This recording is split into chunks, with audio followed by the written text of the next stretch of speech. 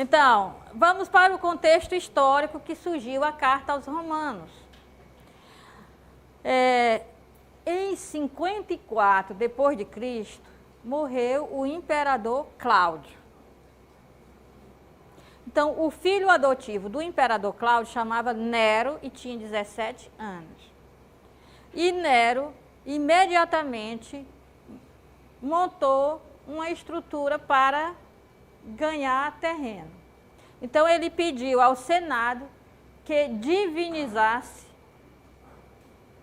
canonizasse, declarasse que o pai dele, Cláudio, que tinha acabado de morrer, era uma divindade a ser cultuada pelos súditos do Império Romano. Certo? Era uma divindade. Então, quem fazia isso era o Senado. O Senado, quando decretava que alguém era divino, era uma divindade, passava a ter um culto que os súditos deveriam fazer, né, para aquela pessoa. Então, com isso, Nero se torna legalmente filho de Deus. Então, veja só, a expressão filho de Deus que nós usamos hoje, ela não foi usada originalmente para Jesus. Ela era, naquela época, uma afronta e era ser subversivo dizer que um crucificado, um condenado pelo tribunal romano, era filho de Deus, quando filho de Deus era o imperador. O imperador atual, vivo, filho de um imperador que tinha sido declarado Deus. E na maioria das vezes, filho de Deus era uma expressão usada para um Deus. Por quê? Porque Deus, Theos, em grego, geralmente era usado para Zeus.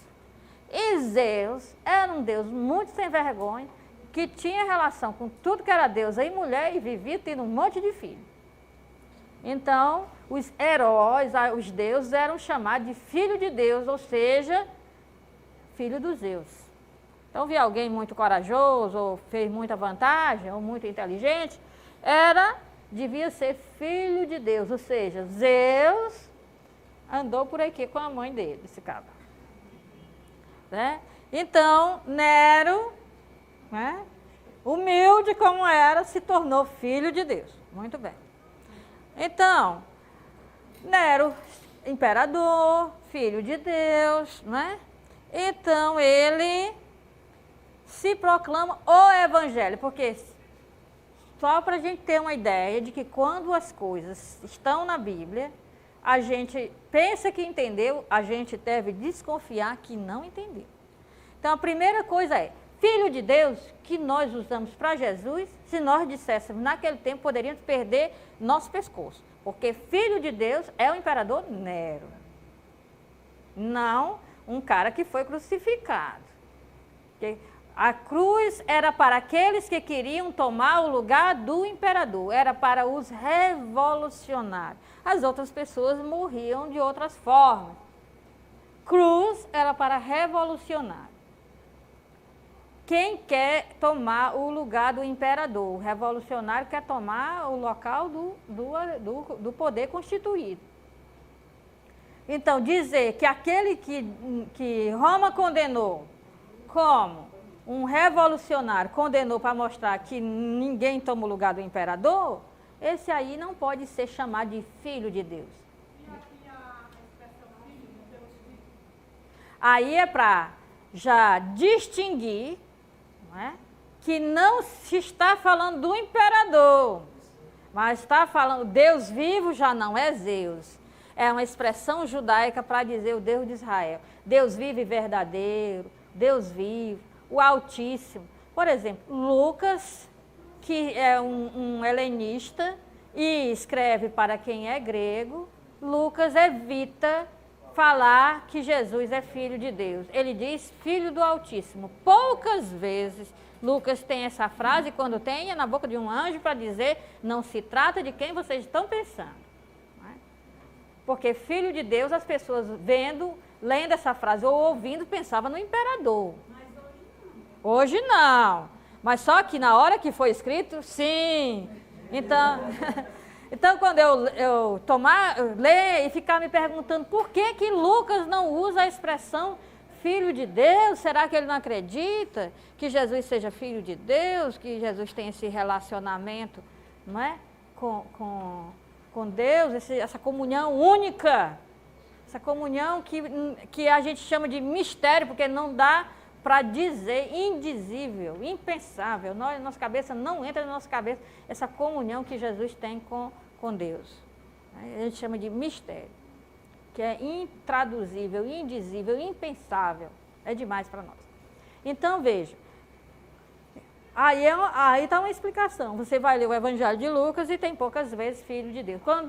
Quando se usa filho do Deus vivo, filho do Altíssimo, e se eu disser filho de Deus mesmo, é porque eu estou querendo enfrentar a situação.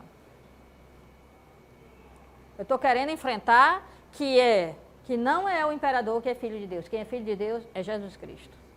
Então tenho que tomar cuidado depois para não perder a cabeça. Porque Paulo não perdeu a cabeça, não foi só porque judeus aprontaram com ele para ele ser preso e perder a cabeça. Não, ele era um cidadão romano, não é um qualquer. Para ser decapitado, Roma tinha alguma coisa contra ele. Vamos desconfiar, né, minha gente? Vamos desconfiar um pouco, vamos ligar o desconfiômetro. Paulo foi a um tribunal, ele foi julgado, ele foi condenado, ele foi decapitado. Por quê? Será que ele nunca disse nada contra Roma? E onde é que estão essas coisas contra Roma? Que nós não vemos nas cartas dele? Estão lá. É porque a gente não entende. Então, filho de Deus era o imperador. Depois, evangelho.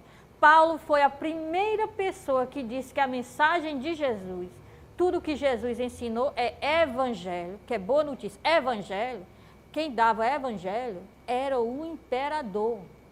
Evangelho, ao pé da letra, boa notícia, é quando o imperador mandava uma notícia lá da capital para todos os povos subjugados, uma notícia triunfante, do tipo, Cláudio é filho de Deus, Cláudio é Deus, Nero é filho de Deus. Isso é evangelho, boa notícia. A boa notícia era boa notícia para o imperador e para todos que estavam a favor do imperador. E era péssima notícia para as pessoas, principalmente para os pobres.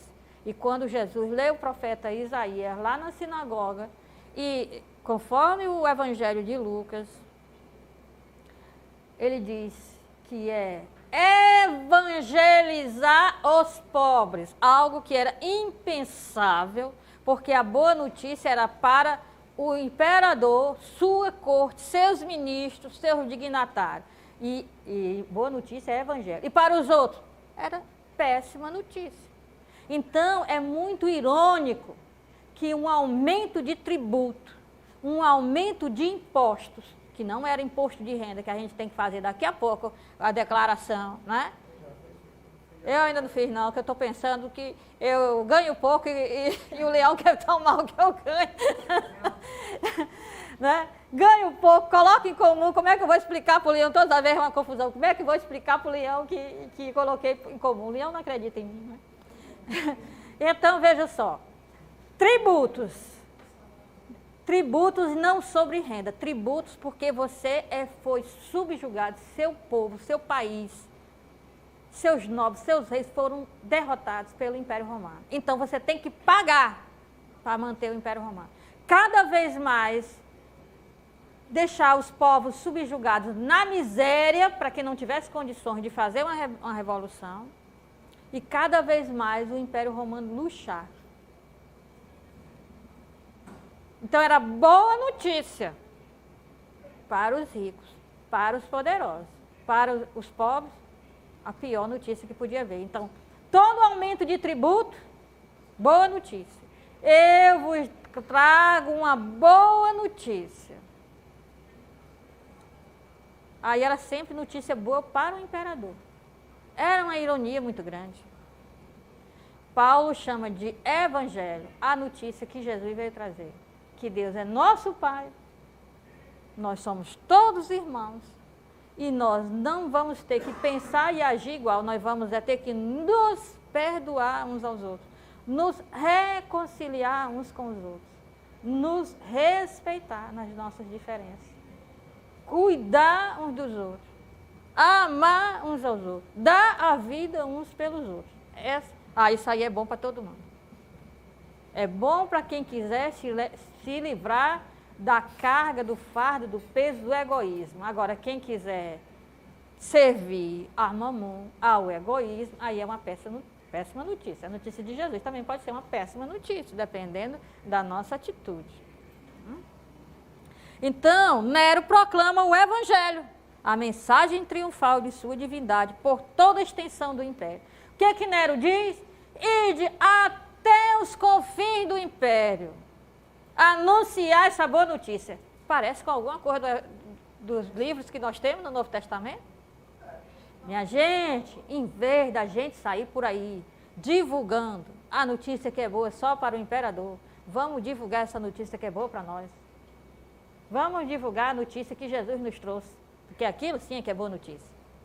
Então, vocês estão vendo que os livros do Novo Testamento estão combatendo as pretensões do Império Romano de forma disfarçada, discreta. Então, eis o contexto político da carta aos Romanos. É essa a situação de Nero.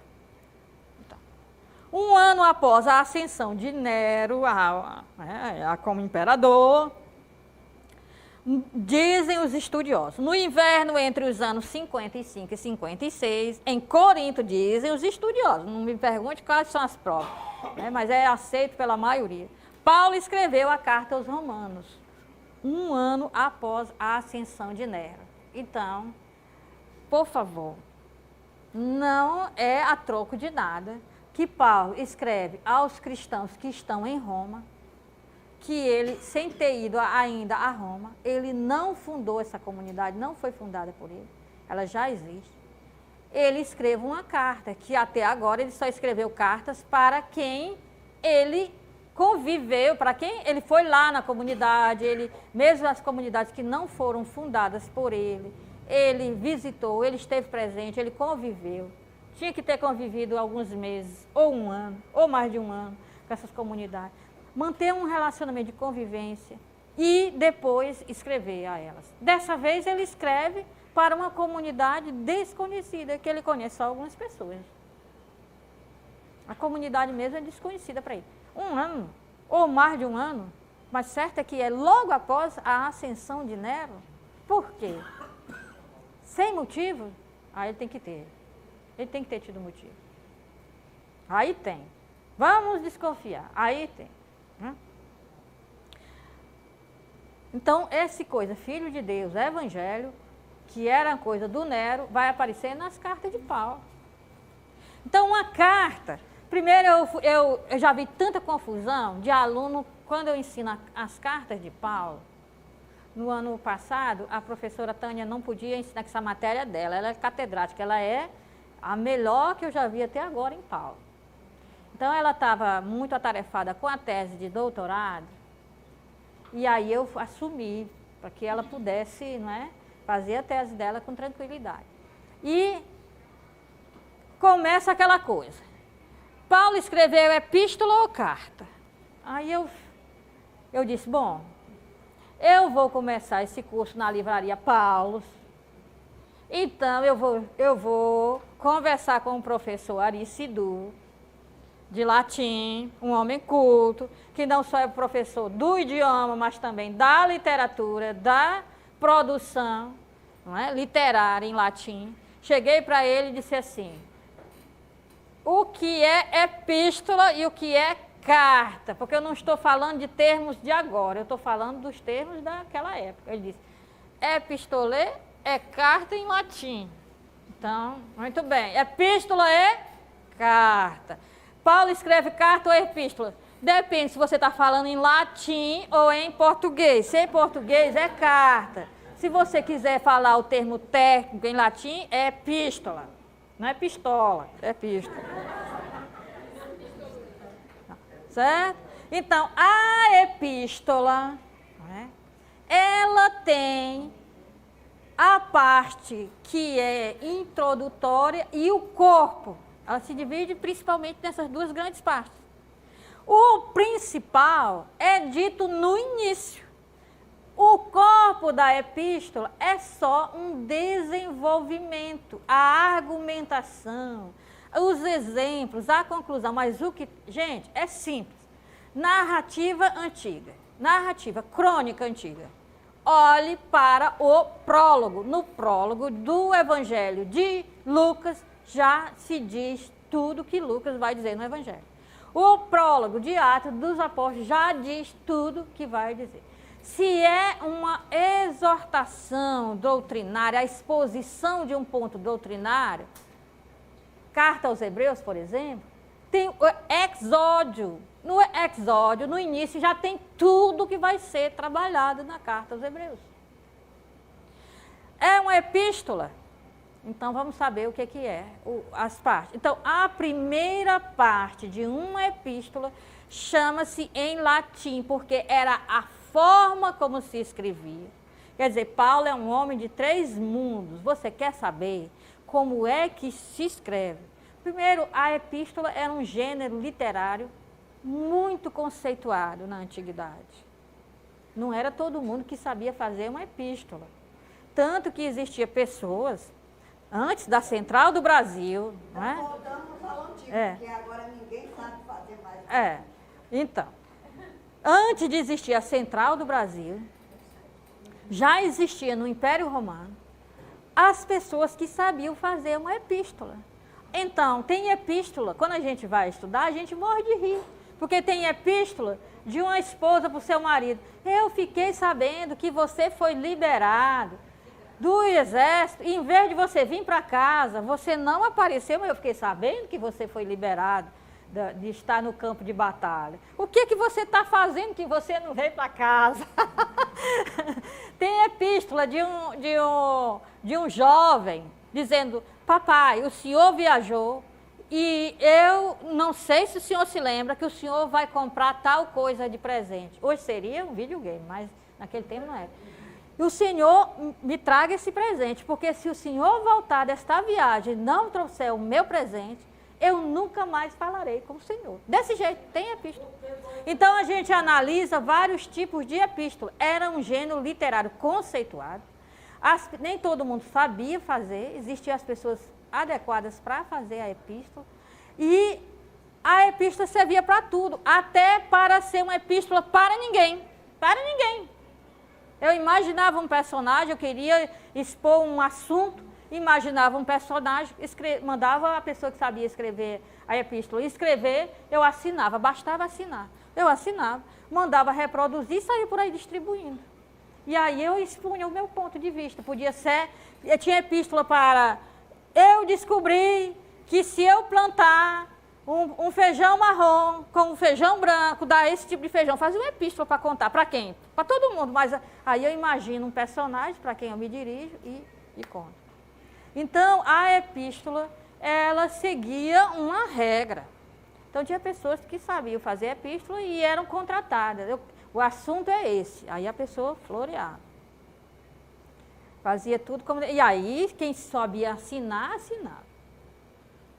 Então, a epístola tem uma primeira parte, que é prescriptio, ou prescriptio, se a gente for produzir o latim adequadamente, que ao pé da letra quer dizer prescrito. Pré-escrito.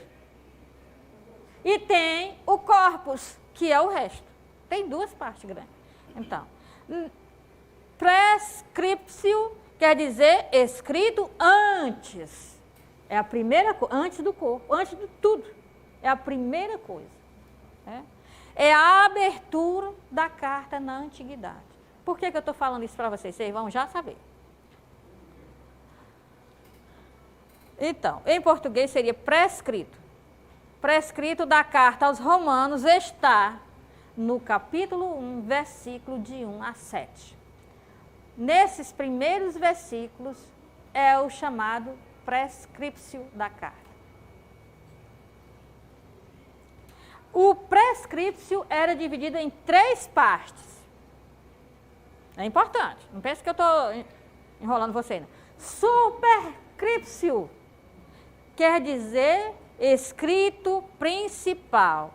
É o nome do remetente e os títulos que ele dá a si mesmo. É a identificação. O que era mais importante numa epístola na antiguidade? Quem escreveu e os títulos que tem. Eu ia ler, dependendo de quem escreveu e como se diz.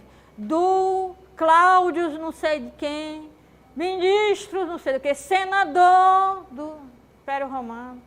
Aí a pessoa se dava, se identificava como gostaria. É aquela coisa que a gente vai para aquelas conferências com os PhDs na faculdade, que tem uma lista de títulos, doutor, não sei o que, PhD, não sei do que, tem aquela lista, 40 minutos de palestra e 30 dizendo, e não pode deixar de dizer nenhum, porque se subir lá ele diz, faltou dizer que eu fui o ministro não sei da onde, não sei da onde. Então, era baseando-se naquilo, na forma como a pessoa se identifica, que valorizava ou não a epístola. E aí é que está. Veja só. Romanos, capítulo 1, versículo 1. Paulo, servo de Jesus Cristo, escravo de Jesus Cristo. Agora é interessante.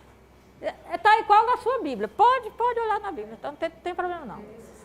Então, era incrível, porque quem escrevia dizia ministro, senador, mesmo quando não era, porque é igual o capitão do Nordeste, até Virgulino era capitão.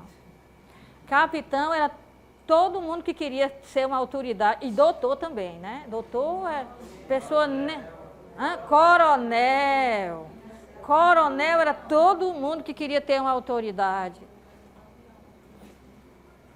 Paulo, a primeira identificação é escravo, porque o remetente da carta dizia o seu mais alto título, os escravos vinham lá no que não é principal, porque o principal é o remetente, os títulos do remetente. Escravo, Paulo, escravo, de Jesus Cristo, não do imperador, de Jesus Cristo. Convocado, não pelo imperador, convocado. Não é só chamado, não, é convocado. Quem é convocado para alguma coisa, não é? Convocado para o exército, então foi convocado pelo exército, convocado pelas forças armadas, pela marinha. Alguma coisa querem contigo, não é? Vão te chamar lá. Você é reservista, foi convocado, é para quê? Não é?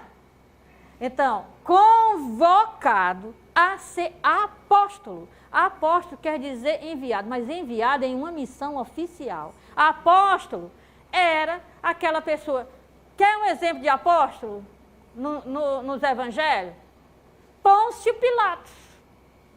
Pôncio Pilatos. Por quê? Porque é o procurador romano. Ele age em nome do Império Romano. Ele foi enviado para uma das terras que pertence ao Império Romano para agir como autoridade em nome do Império. Apóstolo é assim, vai lá, vai ali. Não. Apóstolo é alguém com uma missão oficial, uma missão de representação de alguém. Para fazer alguma coisa oficialmente. Isso é apóstolo. Vocês sabiam que a carta aos Hebreus chama Jesus Cristo de o apóstolo? Pois é, e João usa o verbo apostoléu para dizer, assim como o Pai me enviou, eu envio vocês. Eu sou oficialmente representante do Pai aqui, vocês são oficialmente meus representantes aqui neste mundo. Eita. Então, servo de Jesus Cristo, convocado a ser apóstolo, separado das outras coisas, separado de tudo que eu faço, para o evangelho de Deus, não de Nero. O evangelho de Deus. Já foi subversivo 1, 2, 3, 4, 5 vezes nesse primeiro versículo. Dá vontade agora de ler a carta. Se eu tivesse naquele tempo, eu lia essa carta só por causa dessas palavras aí. Aham!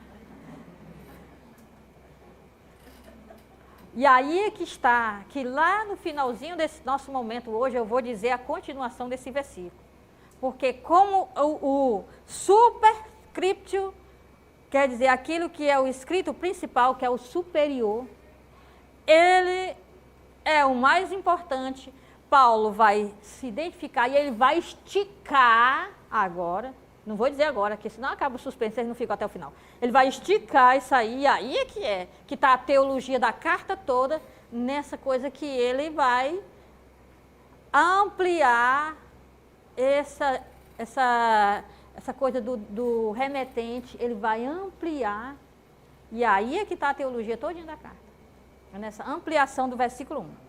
Mas, para fazer um suspensezinho, vamos ao versículo seguinte, que vem a segunda parte do prescriptio, é o adscriptio, que quer dizer, ao pé da letra, isso tudo eu consultei o professor Arícido, né? Ele sofreu comigo aí nessa semana. Todo dia eu tinha uma coisinha a perguntar. Porque Paulo é um homem de 3 mundos. Eu não posso dominar só o hebraico e o grego. Eu tenho que saber do latinoro, né? E o latinoro incrível. Quando eu fiz latim, era o professor Marco Túlio. Já pensou? Um professor de latim chamado Marco Túlio? Meu Deus do céu. Ele era latim no nome e em tudo que fazia e que dizia. É por isso que eu acho que pouco me lembro de latim. Mas o homem parece que estava vivendo no Império Romano no século I, ou então no tempo de Júlio César. Eu acho que era de Júlio César. Era uma coisa incrível. Então, adscriptio, que se junta ao principal, quer dizer, o adicional, porque o principal é o remetente. O principal da carta é o remetente. Quando o remetente ele se identifica, ele já diz também qual é o objetivo dele, qual é o assunto, qual é essas coisas todas. Bom, então, o destinatário é a ralé. Pode nem ser destinatário nenhum. Agora, olha só. No versículo 7, a primeira parte do versículo 7, são o destinatário. A todos que estais em Roma, amados de Deus, convocados à santidade. Vixe, aí quem ficou importante foi quem recebeu a carta. Que amado de Deus e não inimigo de Deus. Convocados à santidade. Ah, mas é bom demais. Gostei dessa carta. Não é? Então, em vez de exaltar a si mesmo, ele exaltou o destinatário. E ele sabe fazer carta? Sabe. Se tem uma coisa que Paulo sabe fazer, é epístola. Sabe sim. Sabe fazer muito bem. Mesmo quando está ditando para outro escrever, é ele que faz. A outra coisa que vem depois a terceira parte do prescriptio é a salutácio, que quer dizer a saudação. Para você fazer uma carta bem cult, bem chique, bem na linha do Império Romano, você tem que saudar gracia vobis et pax, a graça e a paz para vós, não é? E é isso que Paulo faz, não é? Ele diz assim, graça e paz a vós. Até aí tudo bem, está igual a qualquer carta. Mas ele diz, da parte de Deus, nosso Pai. É Deus que está dando a graça e a paz. Isso aqui não é só uma saudação diplomática, porque faz parte do gênero literário epístola. Isso aqui é uma profissão de fé, uma coisa teológica. Deus, nosso Pai, e do Senhor Jesus Cristo é que dá a graça e a paz. Agora deixa eu dizer uma coisa. Existia nessa época a Pax Romana. O que é a Pax Romana? É impossível fazer aquilo que estão fazendo ali embaixo na Praça do Ferreira. Não é para protestar, não é para se juntar, não é para armar barraco, não é para ter associações, não é para ter movimentação na rua. Por quê?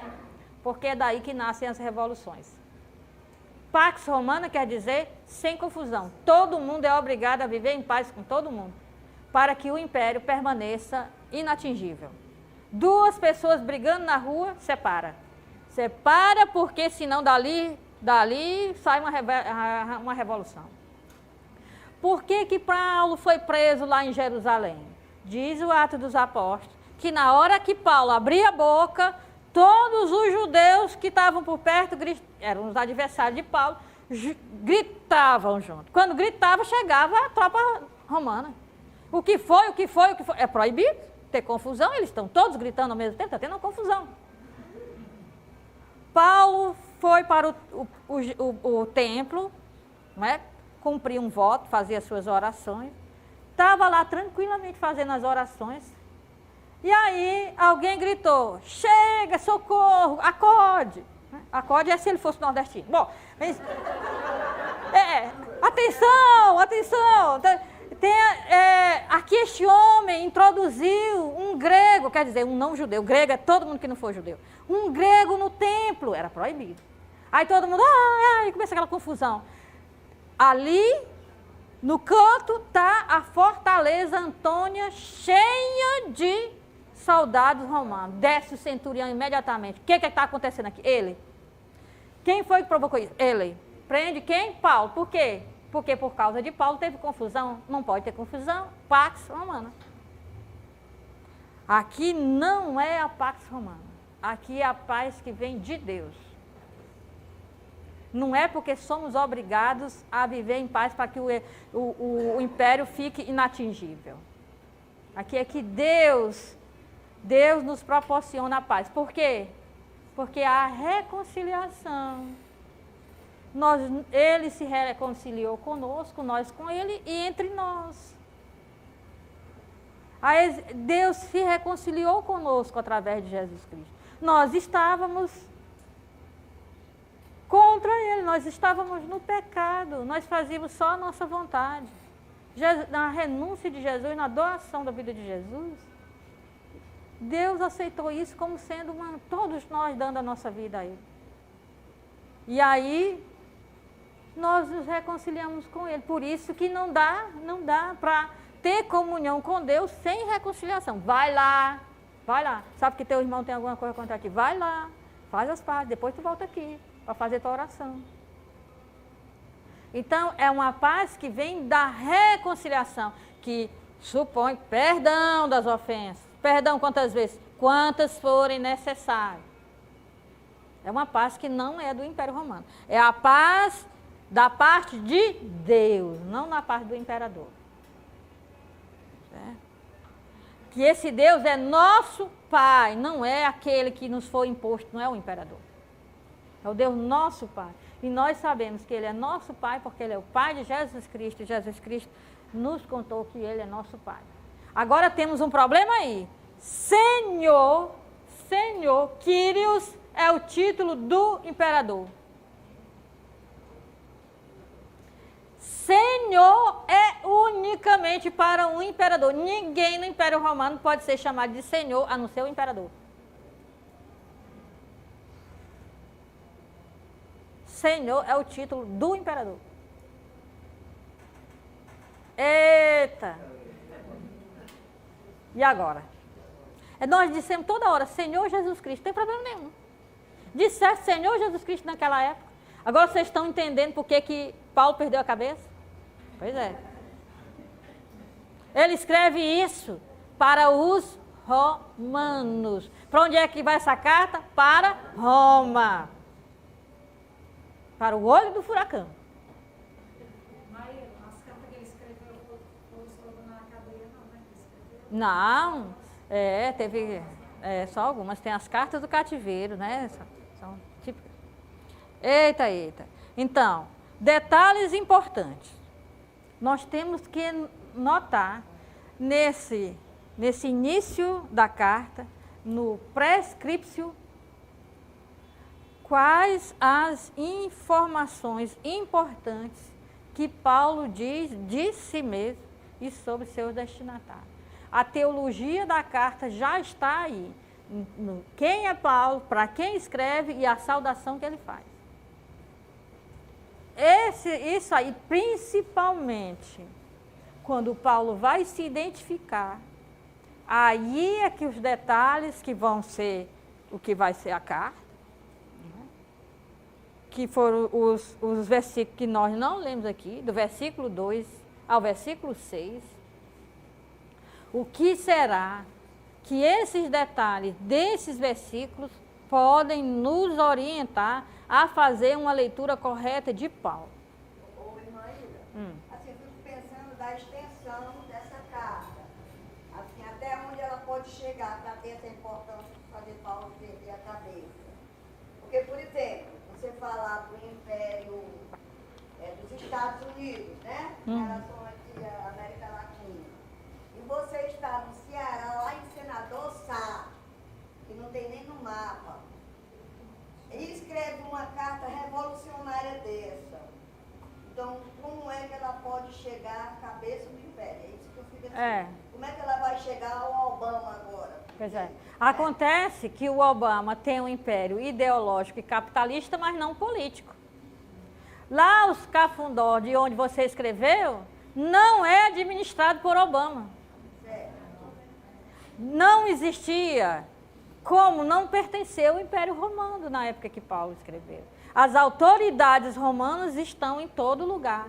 Sabe quem era o prefeito lá do lugar onde Judas perdeu as botas? Era alguém de Roma, um representante oficial do imperador. Que o imperador nem sequer sabia que tal prefeito existia, não precisava. Porque os elos da cadeira, mas esse prefeito vivia e respirava para que o imperador se mantivesse no poder. Era assim que funcionava. Então, o que é que eu tenho? Eu tenho um Paulo que faz todas essas viagens, circula, por onde Paulo circula? Dentro do Império Romano. Onde que Paulo fala? Dentro do Império Romano. Quem pode escutar a qualquer momento o que Paulo está falando? A autoridade do Império Romano, exército do Império Romano, administradores do Império Romano, os judeus que combatem Paulo, principalmente fariseus, que era de onde ele saiu, né, que se sentem traídos, denunciam a quem? A autoridade romana.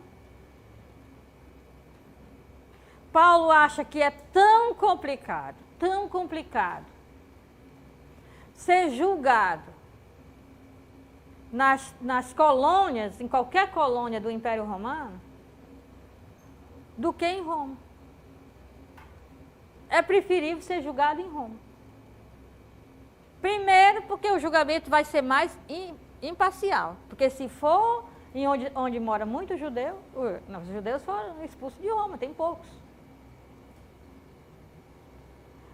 Como também que para manter o processo, funciona assim. Você não gostou do que eu faço? Estamos dentro do Império Romano. Você me denuncia para a autoridade romana. Bom, então eu vou a julgamento. Dependendo de quem vai me julgar, se for uma autoridade totalmente imparcial, se você não provar suas acusações, a pena que seria para mim, será para você. Então, se você me acusou contra a Pax Romana, que eu não cumpro a Pax Romana, que eu provoco revolução, porque quem não cumpre a Pax Romana quer dizer o revolucionário, a pena é a morte. Se for cidadão romano, é decapitado, outra morte honrosa. Se não for, é uma morte desonrosa na cruz. Bom, ou você prova, e eu vou ser condenada, e a pena capital vai ser executada, ou você será executado por ter denunciado falsamente. Assim, o Império Romano coloca as pessoas umas contra as outras e movimenta uma hostilidade sem que com isso se quebre a paz, sem que com isso se provoque uma revolução. O Império Romano acaba ficando sabendo quem são os revolucionários por causa das tensões culturais e religiosas que as pessoas têm umas contra as outras e denunciam umas contra as outras. Ficam denunciando. Então, o que acontece? Se você me denunciou e eu sou um cidadão romano e apelo para ser julgado num tribunal na capital, em Roma, te cuida. Prepare as suas provas, porque senão você vai perder sua cabeça. Então, quando Paulo, vocês pensam que Paulo fica usufruindo de direito? Paulo não usufrui de seus direitos. Ele não interessa. Ele é cidadão do reino. Quando Paulo apela para ser julgado em Roma, eu tenho duas opções. Ou ele é totalmente louco, está com vontade, está deprimido, quer cometer suicídio, ou ele quer parar a perseguição dos judeus, oponentes dele, contra os cristãos, porque os judeus que o denunciaram vão todos ficar concentrados no processo, para não perder a cabeça. Eles vão se concentrar no processo em adquirir as provas e os argumentos para condenar Paulo. E com isso, dar uma esfriada na perseguição. Entendeu? Ou uma coisa ou outra. Ou Paulo está doido, ou Paulo está sendo esperto. Mas assim, esse cidadão romano não seria protegido por Roma? Não. Cidadão romano, ele está perguntando, significa apenas dizer que tem direito. Não é cidadão romano, não tem direito. Nas províncias também tinha questão de uma certa corrupçãozinha, né? Ah, certa corrupçãozinha é porque você é um cidadão romano, está querendo defender Roma. Tinha uma corrupção zona. Lá nos Atos 4, lá, Paulo também tinha esperando que Paulo dê um trocado para ele. É.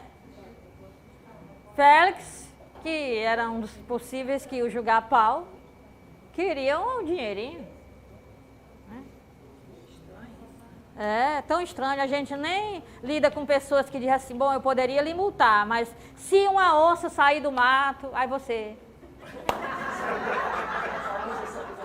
está na estrada, corre demais, e aí, não, estou ouvindo, eu poderia até lhe multar, mas pode ser que uma onça saia do mato, aí a pessoa que estava comigo, a onça saiu do bolso dela imediatamente, discretamente, e pulou para o bolso da pessoa que ia multando. Eita, onça danada. Né? Então, veja só, nós vamos prestar, nesse curso nós vamos prestar atenção aos detalhes, nós vamos, agora nós estamos fazendo essa parte bem introdutória, e nós vamos, então, entender, não dá para ver tudo, porque são 3 dias, né, gente? Mas dá condições para você ler bem esse livro, compreendendo o livro. Né? Bom, acréscimo ao superscriptio, quer dizer, quando Paulo vai se identificar, nós lemos o versículo 1. Mas agora nós vamos ler o versículo de 2 a 6, que aí vai estar tudo que ele vai tratar na carta. E, veja só, como aquele esperto, como o principal que as pessoas notavam era a identificação do remetente, onde que ele coloca todas as ideias deles? Na identificação do remetente. Porque é a parte principal da carta, é a identificação do remetente. O remetente dizer, eu sou fulano, meus títulos são esses, e eu vou tratar disso. Pax, vobis, ou gracia, vobis et pax, ou alguma coisa parecida. Né? Então, Romanos 1, de 2 a 6. Primeira coisa. Ele tinha falado do Evangelho de Deus. Deixa eu ler o versículo 1, não é? Paulo, servo de Jesus Cristo, convocado a ser apóstolo, escolhido para o Evangelho de Deus. Era isso que ele tinha dito. Evangelho de Deus. Que foi foi prometido através dos profetas nas Sagradas Escrituras. Ele está dizendo o que nós temos hoje, dessa boa notícia que vem de Deus e não do imperador. Essa boa notícia que vem de Deus. Essa boa notícia já tinha sido prometida por Deus, que é quem dá a boa notícia, através dos profetas nas Sagradas Escrituras. Antigo Testamento, vale. Não é coisa para se jogar fora. Se o Evangelho de Deus está agindo agora, ele teve todo um desenvolvimento que veio de lá, de muito tempo. Nas Sagradas Escrituras. Paulo só conhece as Sagradas Escrituras só? Ele conhece os Evangelhos? Não. Não existe? Ele conhece o que nós chamamos de Antigo Testamento. Isso aqui são as Escrituras. Né? Nas Escrituras. Então, que foi o Evangelho de Deus, que foi prometido através dos profetas nas Sagradas Escrituras.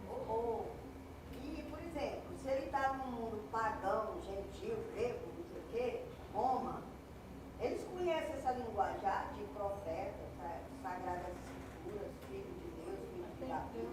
Teria que ser pessoas que conhecem essa linguagem. No Atos dos Apóstolos, capítulos 17, Paulo no Areópago de Atenas, eu acho que é capítulo 17, estou citando de memória. Lucas mostra que somente se torna cristão quem consegue compreender o Antigo Testamento de alguma forma. No Areópago de Atenas, Paulo usa a linguagem dos filósofos, não é? Atos 17, 16. Paulo não menciona nada do Antigo Testamento, nada. Ele fala de Jesus Cristo a partir do que os filósofos falam. Ele fala de Deus, os filósofos falam isso de Deus. Muito bem. Pois esse Deus que os filósofos falam, ele enviou Jesus Cristo, que ressuscitou dos mortos. Então, ninguém quis mais ouvir nada, porque não aceitavam a ressurreição e não aceitavam a ressurreição. Por quê? Porque não tem noção de criação, não tem noção de Deus escolhendo pessoas e agindo na história. A noção de divindade que eles têm é de alguém que deu um pontapé inicial num jogo e foi embora e não viu nem o jogo acontecer, não viu nem o resultado. Se for o Ceará ou se for o Fortaleza que ganhou, não sabe? Não tem noção disso. É um Deus que não se envolve. Então, eles não têm todas as Sagradas Escrituras, eles não compreendem, e por isso não compreendem o que aconteceu com Jesus. Agora, quem são os não-judeus que aderem ao cristianismo, que aderem à mensagem? Os que estavam na sinagoga, Paulo falou na sinagoga, os judeus não gostaram, expulsaram Paulo da sinagoga, e quem gostou? Os que não eram judeus. Paulo, segundo o Atos dos Apóstolos, chega numa cidade, se dirige à sinagoga. Ele vai falar na sinagoga, expulsam ele, aí ele segue. Mas quem são essas pessoas que aderem? São pessoas que, de alguma forma, tiveram alguma noção de quem foi Abraão, de quem foram alguns profetas, que isso aí foi preparado. Senão, não tem condições de aceitar. Não tem. A maioria das pessoas que se dizem cristãs, ela não tem noção do que seja o Evangelho. É cultural. É cristão porque é cultural. Mas ela não sabe o que, as exigências do Evangelho, ela não sabe o que quer dizer ressurreição, ela não sabe as mínimas coisas do Evangelho. Diga. Quando Paulo escreveu aos Romanos, já existia a comunidade cristã fundada por Pedro? Nós não sabemos com certeza por quem a comunidade de Roma foi fundada. Então, veja, Paulo está escrevendo uma carta aos romanos, a todos os romanos, aos cristãos que moram em Roma. Eles, se são cristãos, têm conhecimento básico das Escrituras, que é, na época, o Antigo Testamento. Certo? Ou então, não se tornariam cristãos. Paulo, quando tinha que fazer uma retradução da coisa, e já existiam outros filósofos que tinham feito isso. Filo de Alexandria já tinha explicado o que era o Antigo Testamento de forma simbólica. Olha, isso aqui é símbolo, isso aqui é símbolo, não pega a pé da letra, é símbolo. E já tinha feito alguns que não eram judeus a gostar de Moisés, a gostar de Abraão, não é? Porque existia em grego. A tradução do Antigo Testamento do hebraico para o grego é de 200 anos antes de Cristo. Ela circula por aí. Então as pessoas não queriam era aderir a isso, porque havia uma exigência de circuncisão, mas elas conheciam. Quando não conheciam nada, não se tornavam cristãos, não tinha possibilidade. É isso que Lucas mostra. A gente esquece que as pessoas tinham aqueles simpatizantes com a fé judaica. Acha que é só o cristianismo. Tem os simpatizantes com a fé judaica que não aderem a essa religião porque tinha exigência de circuncisão. A esses simpatizantes com os personagens do judaísmo, com Moisés, que trouxe ética. Hoje em dia todo mundo quer condenar o Moisés, porque é a lei de Italião, é o cara radical, manda matar as coisas. Olha, os gregos e os romanos, eles simpatizavam com a lei que Moisés tinha trazido, porque eles viviam numa bagunça. Tinha leis morais. Né? Foi feito por Hammurabi. A lei de Italião foi feita por Hammurabi. Não está entre os 10 mandamentos da lei de Deus. Foi uma medida para combater a violência. Uma medida para que não se matasse a tribo inteira, matasse apenas um. Aliás, nem matar fala de danos, não é? Como olho, dente, que é simbólico, para dizer que o castigo, a pena tem que corresponder ao ato e não ser extrema, né? Certo? Eles admiravam Moisés, a ética de Moisés, a ética do Sinai, não é? A ética que veio do Sinai, eles admiravam, porque eles não conseguiam não ser adúlteros, eles não conseguiam não ser libertinos.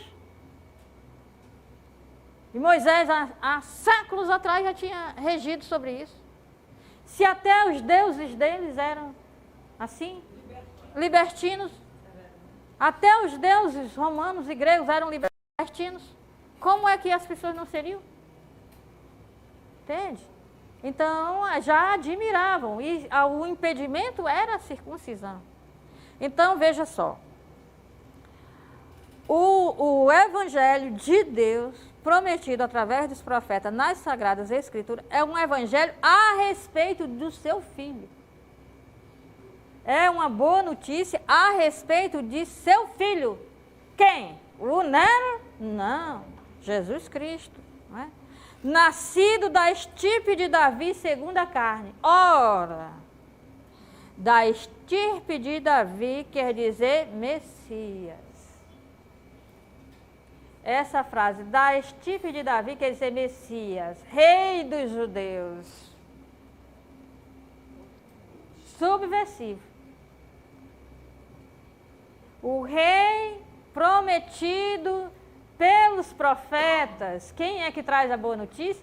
O rei prometido pelos profetas, que, segundo as profecias, deveria ser da estirpe de Davi. Agora, ele é só rei dos judeus? Vamos lá. Ele é declarado filho de Deus. Quem foi na época que foi declarado filho de Deus, decretado filho de Deus pelo Senado? Nero. Pois fique sabendo que foi Jesus Cristo que foi declarado filho de Deus no poder do Espírito de Santidade. Não foi um poder do Senado. Foi o poder que vem do Espírito de Santidade ou de santificação, de um mundo espiritual, do Espírito Santo, da espiritualidade, seja lá o que querem dizer, não é? Foi declarado Filho de Deus no poder do Espírito de Santidade desde a ressurreição dos mortos. Quer dizer, a partir do fato de ter ressuscitado dos mortos, ele é declarado filho de... Então tem gente que diz assim, como é esse negócio da carta aos Romanos? A carta aos Romanos é a favor do adocionismo, é a favor que Cristo não era filho de Deus e depois da ressurreição ele foi declarado filho de Deus. Alô, declarado filho de Deus, está em contraposição a Nero. Nero foi declarado filho de Deus pelo Senado. Ele está querendo dizer isso é nada comparado com Jesus, que é declarado filho de Deus por um poder muito maior do que o Senado. E de um Deus que é muito maior do que Cláudio ou Zeus ou qualquer um. Então veja, as pessoas cometeram heresias por causa dessa frase, declarado filho de Deus depois da ressurreição. Quer dizer, Cristo nunca foi filho de Deus, ele nunca teve comunhão com o Pai. Ele, depois da ressurreição, os cristãos declararam que ele era filho de Deus. Na ditadura tinha ido logo quando passaram pelo... Eu só quero que vocês notem que Paulo não perdeu a cabeça a troco de nada. Mas ele cutucou a onça com vara curta. Ele foi declarado filho de Deus desde a ressurreição dos mortos. Quer dizer, ninguém pode com ele. Porque quem foi que o levou à morte? Foi o tribunal romano. Ele que declarou a pena de morte. Os judeus quiseram, mas quem declarou foi Roma. Com seu representante legal na Palestina. Essa carta foi dirigida aos romanos, os cristãos, né, as pessoas que simpatizavam. É. Os cristãos, ela é... As autoridades... Claro. Tem cristão que não é cristão. Ali. É. Não, quem queria uma... Depois isso era copiado e circulava, não é? Isso era copiado e circulava, não precisava nenhum cristão entregar por... O cara chegava e dizia assim, olha, eu estou simpatizando um pouco com essa nova religião, você tem um documento aí que eu possa ler? Está aqui, copiava, pronto, está a prova. Só quero dizer é que se alguém quisesse prova contra Paulo como subversivo, tinha pelo menos a carta aos Romanos, sem falar de outro. Aí ele conta a parte humana. Vai contra. Olha, ele está dizendo que a morte de Cristo provocada por Roma foi nada, porque ele ressuscitou dos mortos. Quer dizer, Roma não pode nada contra este homem. O que ela podia fazer era matá-lo, e adiantou nada, porque ele ressuscitou dos mortos. Ela não pode fazer nada. Está dizendo que Roma não tem poderes contra Cristo ressuscitado. Aí tem gente que fica criticando Paulo porque não falava do Cristo humano, só falava do ressuscitado. Para quem? O Cristo ressuscitado quer dizer que não adiantou matar. Não adianta matar. O que você pode fazer? O máximo que você poderia fazer era matar. Matou? Não pode fazer mais nada. É isso. Por isso que a gente tem que ler as coisas na linha do que foi escrito. Esse autor é engraçado, não sei se é porque ele é homem, não sei se é porque ele é estrangeiro. Ele rodou e disse, eu vou rodar nada, eu vou pegar só já aqui o que está aqui, o texto, e eu digo, tudo está aqui. Para que eu... Né? Então, veja só. Jesus Cristo quer dizer o ungido, o rei dos judeus, nosso Senhor, título do imperador. Nosso Senhor. Jesus Cristo, nosso Senhor. Só aqui ele já disse tudo que deveria dizer se quisesse ir uma espada no pescoço dele. Por quem recebemos a graça e o apostolado, não só Paulo, mas todos os cristãos, receberam através da ressurreição de Jesus, porque as pessoas querem diminuir Paulo, porque Paulo não conviveu com Jesus segundo a carne, como ele disse. O Jesus antes da cruz. Mas todos que conviveram com Jesus tiveram que se converter depois da cruz. Qual é a diferença, então?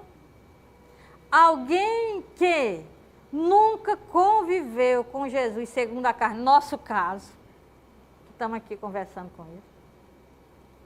Quem não andou com Jesus pelos caminhos da Palestina, tem que se converter a Jesus ressuscitado. Você viu aqui naquele vídeo que tem aquele Jacó, né? Jacó, Eles imaginam fazendo a experiência, né? A Palestina. Na Palestina. Podemos imaginar fazendo essa experiência de seguir Jesus pelos caminhos da Palestina. Nós temos que nos fazer uma experiência. Agora não tem jeito. Cristo já morreu, já ressuscitou. Nós não tivemos oportunidade não de conviver com Ele. Então nós somos menor do que conviveu? Não. Quem conviveu teve que se converter. E eles, quando... Olha, eu sempre digo, eu não tenho nada contra Pedro, acho Pedro até simpático. Nós temos muita coisa em comum, porque nós somos impulsivos, a gente diz a coisa, depois diz, eu não deveria ter dito, ou não deveria ter feito. Então, mas o Pedro, Jesus foi preso, Pedro diz assim, pode ser que ele chame os anjos, né, e o tirem de lá. O que na realidade aconteceu foi com Pedro, né? Os anjos é que tiraram Pedro da cadeia. Mas Pedro pensa que os anjos vêm para tirar Jesus da cadeia. Então, se os anjos tirarem Jesus da cadeia, eu quero estar por perto para dizer, mestre, eu estou aqui. Mas se por acaso os anjos não chegarem lá para tirar Jesus da cadeia, estou fora. Uma serva disse, você é um dos que andavam com ele, porque o seu sotaque nordestino, falando ti, não me engana. E ele disse, juro por Deus que nunca vi este homem. A serva notou o básico, o sotaque galileu de Pedro. E Pedro jurou, nunca vi, por uma escrava. E viveu o que estava vivendo com ele. E tinha convivido com Jesus. Acontece que quem vai para a cruz não pode ser Messias. Está lá no Deuteronômio. Quem vai para a cruz, quem é suspenso no madeiro é maldito. Não pode ressuscitar, não pode ser o Messias. Então, Jesus morreu na cruz, cada um foi. Pedro disse, o que nós vamos fazer? Eles disseram, vamos pescar. Não tem mais nada para fazer, ele não era o Messias, foi morto na cruz. Não tiveram que se converter? Tiveram. Não tiveram que ter um chamado, um apostolado. O apostolado é depois da ressurreição. Qual é a diferença com Paulo? Eles se tornam maiores do que Paulo? Não. É porque tem um trabalhador da primeira hora da manhã e tem o que vai só para a última hora, que é o caso de Paulo. Mas se não fosse ele, talvez nós não tivéssemos. Isso não quer dizer, não é o passado. Quer dizer o que eu faço durante a 1 hora que eu tenho para trabalhar. E a 1 hora que Paulo trabalhou, fez mais do que os outros. Fez mais do que o dia inteiro que os outros tinham para fazer. Certo? Não é o tempo, é o que é a intensidade de com que se vive a vocação do apostolado. É a intensidade. É a intensidade. É a intensidade do compromisso. Porque tem gente que é cristão desde criança e nunca fez uma coisa errada. Mas cadê a intensidade? Como vive o cristianismo? Cadê o grau de compromisso? Então adianta? Adianta. Mas se torna melhor do que o outro porque nunca se desviou da igreja? Não se torna não. É pecador do mesmo jeito. Tem que trabalhar do mesmo jeito e é convocado do mesmo jeito. Porque não é por merecimento. Quando Deus nos convida a todos, Paulo diz, nós quando éramos pecadores, todos nós, ele morreu por nós. Não foi por gente boa, não. Foi por gente ruim. Né? Então, ó, por quem recebemos a graça da salvação, recebemos através de Jesus Cristo. E o apostolado, a convocação para levar adiante até os confins do império, não a mensagem do Nero, mas a mensagem de Jesus, de que Deus é Pai. Para a obediência da fé das nações todas. Ora, que é isso aí que estava nos documentos oficiais de Roma, a obediência das nações a Roma. A obediência das nações. A Pax Romana exige a obediência das nações. A obediência da fé, que todas as nações, que ele não fala mais povo, porque povo o judeu entende como sendo Israel, o povo de Deus. Ele fala as nações, os gentios, as gentes. Então, para a obediência da fé de todas as nações, não é a obediência de todas as nações ao império, mas a obediência de todas as nações a Jesus Cristo, ao verdadeiro rei, ao nome dele, ou no nome dele. E essa coisa do nome é importante, porque numa mentalidade hebraica, o nome é igual a o Deus de Israel. Ainda hoje você conversa com um judeu, se ele vai falar Deus, ele diz Hashem, quer dizer o nome. Ao pé da letra é o nome. O nome o quê? O nome que eu não posso pronunciar. Aquele cujo nome eu não devo pronunciar. O nome. Então o judeu vive em o nome. A palavra Yehudá tem o nome dentro, tem as letras que fazem o nome. Carrega o nome. O profeta Jeremias traz o nome sobre ele, porque o nome Jeremias em hebraico tem as letras do nome de Deus. Então, não é um império, é o reino de Deus. É a soberania de Deus sobre esse mundo, é o governo desse mundo, é um governo de Deus através de Jesus Cristo. Naquele tempo dizia rei e reino. Vamos traduzir mais para a nossa linguagem. Governador, governo, soberania. A vontade dele é que é feita e não a vontade de ninguém. Nem do imperador, que se faz um Deus para não ter a vontade inquestionável. Gente, vocês têm noção do que é uma pessoa ser declarado oficialmente filho de Deus? Quer dizer que a vontade dessa pessoa é inquestionável. É um decreto de que essa pessoa tem uma vontade inquestionável. A obediência das nações. E a vontade dele é só que se ama. Quando é Nero, o que é? Que vontade inquestionável é essa de o Senado declarar Nero filho de Deus? É a vontade de ser inquestionável. A ele só se deve a obediência das nações, a Nero. É a Nero? A obediência da fé.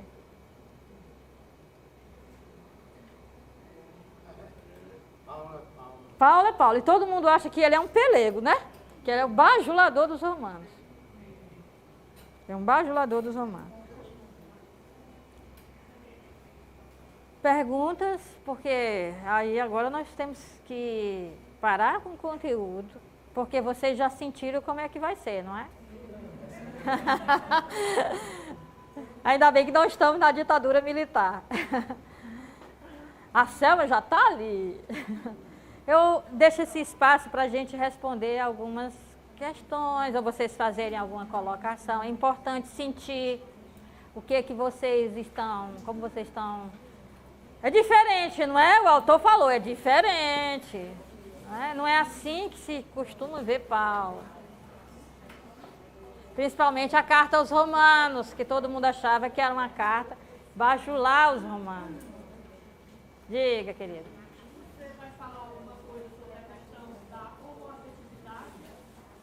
Que está em Romanos, não é? Então, vamos ver se a gente diz, né?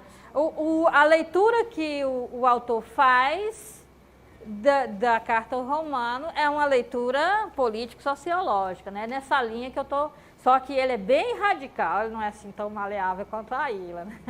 E às vezes esse autor, ele é criticado por ser muito radical, né? Ele escreveu outro livro que foi traduzido para o português, Libertando Paulo.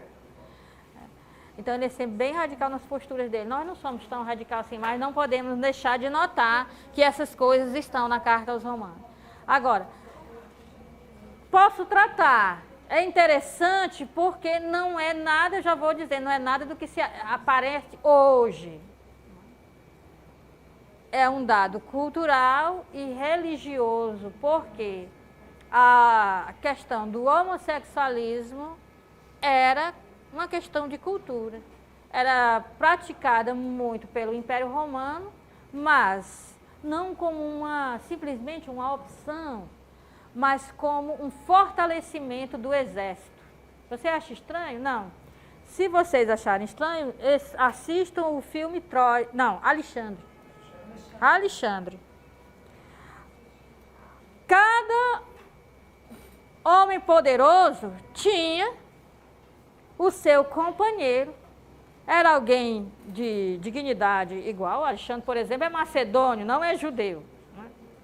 Mas a esposa era para ter filhos, para deixar herdeiro, para procriar.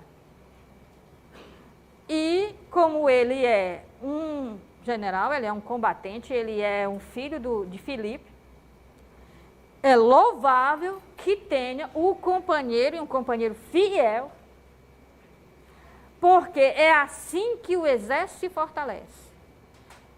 Porque aquele que me ama está do meu lado e vai fazer tudo para que eu não seja atingido. E eu amo e vou fazer tudo para que ele não seja atingido. E ele vai estar comigo em todos os lugares por onde o exército andar. Não é alguém que eu deixei em casa, que não me acompanha, que me deixa na solidão. Então, era incentivado e era louvável que as pessoas que estavam no exército ou em um poder político fossem homossexuais ou praticassem o homossexualismo. A cultura grega também O filósofo, Por quê? Onde está o homem líder, o poder? Está resolvendo o negócio. A mulher sabe o que ele está resolvendo? Não. Quem é que está do lado dele orientando? A pessoa que o ama. Era uma questão política também, cultural, social. Então não é simplesmente fazer uma opção como se faz hoje. Muitas vezes os pais, isso está nos documentos antigos, quer que o filho seja um ministro, quer que um filho trabalhe na corte, é recém-nascido, manda castrar. Ele terá uma carreira no exército, uma carreira na política. Não era simplesmente escolher, fazer uma opção livre.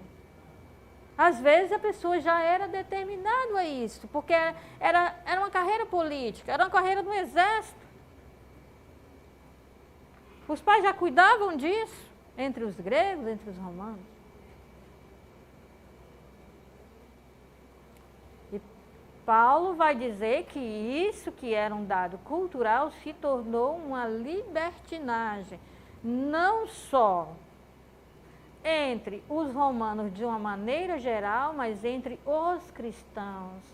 Porque nós podemos fazer com todos os dados culturais uma coisa que vai contra a nossa dignidade, entende?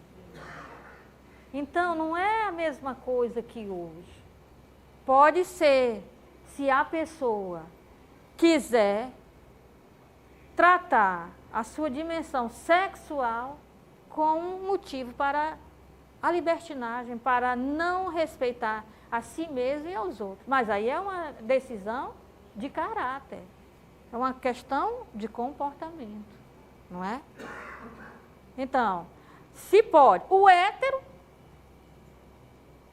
fazer disso uma falta de respeito com a própria dignidade do corpo e do corpo do outro, o hétero, isso é tratado. Por que as pessoas não leem isso na carta aos Romanos? Por que as pessoas não leem que Paulo critica os maridos que exigem das esposas a relação anal quando elas não querem fazer? Por que isso não é dito? Por que não é lembrado que o marido pode prostituir a esposa quando obriga a esposa a algo que ela não está disposta a fazer? Porque existe prostituição dentro dos casamentos.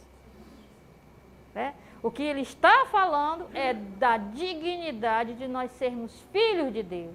E quer que sejamos e o que quer que façamos, E como nos comportamos, devemos nos comportar como filhos de Deus. Isso aí, sim. Você viu a pesquisa que saiu em relação à mulher? Não. Depois me dá. Então, o que acontece? Textos de Romanos são tirados, como de outras coisas, para jogar as coisas na cara dos outros. Então, temos que entender, se formos trabalhar esse texto, dentro do contexto da época. O que ele está dizendo é, vamos viver como filhos de Deus, nos respeitando mutuamente a nós mesmos e aos outros. Já basta um império romano explorar todos os seus súditos, que isso não aconteça nas relações mais pessoais. É isso que tem que ser visto, certo? É nessa perspectiva. Não é. É sobre a forma como as pessoas, elas traduzem uma mentalidade do Império Romano no seu dia a dia. E por isso que o Império Romano, quando está na minha cabeça, ele impede, ele sequestra a verdade. E eu me torno ímpio e injusto. E não é fulano, nem ciclano, nem... Não, é quando a mentalidade do que é o Império Romano está aqui. Porque significa que o Império Romano me dominou completamente. Porque enquanto ele domina, enquanto eu mantenho a minha mente livre, não há dominação. Mas quando a minha mente adere a uma ideologia dessas, então, aí eu já não sou mais livre. Usar a Bíblia para justificar. Então as pessoas ficam condenando umas às outras, tirando versículos soltos. O que ele está é no contexto literário de que nós temos que viver como filhos de Deus, a obediência da fé ao Senhor Jesus Cristo. Ele é que é o nosso rei, a vontade dele é que deve ser feita, e não a minha, e não a do imperador. E quando eu me deixo reger por essa vontade, eu não me desrespeito e nem desrespeito ninguém. Eu não exploro a mim mesmo, nem exploro a ninguém. Certo? Então, todo mundo tem igual dignidade, seja judeu, seja grego, seja o hétero, seja o homossexual. Porque era muito criminoso para Paulo exigir de uma pessoa que foi castrado ao nascer, que não agisse como uma pessoa que fosse castrada. Entende? A castração pode ser psicológica, pode ser existencial. Eu não posso negar quem sou eu, não é? Com isso, eu não estou fazendo apologia de nada, eu só estou dizendo o que a Carta aos Romanos está dizendo. A Carta aos Romanos está dizendo para nos comportarmos como filhos de Deus. Nos comportemos como filhos de Deus e estamos de acordo com a Carta aos Romanos. Então tá. Sim, diga, Marcelo. Pode perguntar. Pode, polêmica. Heresia. Marcelo vai dizer heresia. Atenção. Porque cada curso eu vou sempre fazendo essa comparação do que foi e com o que estamos vivendo, o que já estamos vivendo. E você falou dessa questão do imperador autoproclamar-se filho de Deus, né? E com isso, ser o senhor de toda razão, não poder ser questionado. Quando a nossa igreja proclama lá, sempre atrasado, a questão da infalibilidade. Ele não é tão herege que não consegue nem dizer. Infalibilidade papal. Nós estamos incorrendo no mesmo erro, da questão de não poder ser questionado, porque naquela posição eu estou tomando a decisão. Se você olhar para o contexto histórico, o contexto histórico é de fechamento da Igreja Católica em relação à modernidade, e o Papa é infalível, não é? Nas questões de fé e moral. Não é? Mas aí é que está, que realmente, se você for olhar no documento, a infalibilidade não é papal. Ela, de fato e na prática, foi entendida como papal. Mas o que é dito é que a igreja, e até quando, sob a ação do Espírito, a igreja não é instituição, os seguidores de Jesus, agindo sob a inspiração do Espírito Santo, acertam. Não é diferente dizer não falho, dizer acerto. Marcelo, se você se deixar inspirar pelo Espírito Santo a respeito da fé, de assuntos de fé, e de assuntos éticos, amar a Deus e amar ao próximo, se você se deixar inspirar por Deus, você não tem condições de errar, a não ser que você não esteja inspirado. Aí, todos batizados. Todos os batizados, não, seu João, até seu João, 92 anos e 4 meses, a voz da experiência, é isso que se está dizendo. O que é que se fez? Se jogou o que é de todos os cristãos para cima, porque o que está dizendo não é tanto não falhar, porque somos humanos, quer dizer que a gente acerta. É diferente dizer a Ilha não falha, dizer a Ilha acertou. Dizer a Ilha acertou não quer dizer a Ilha não falha nunca.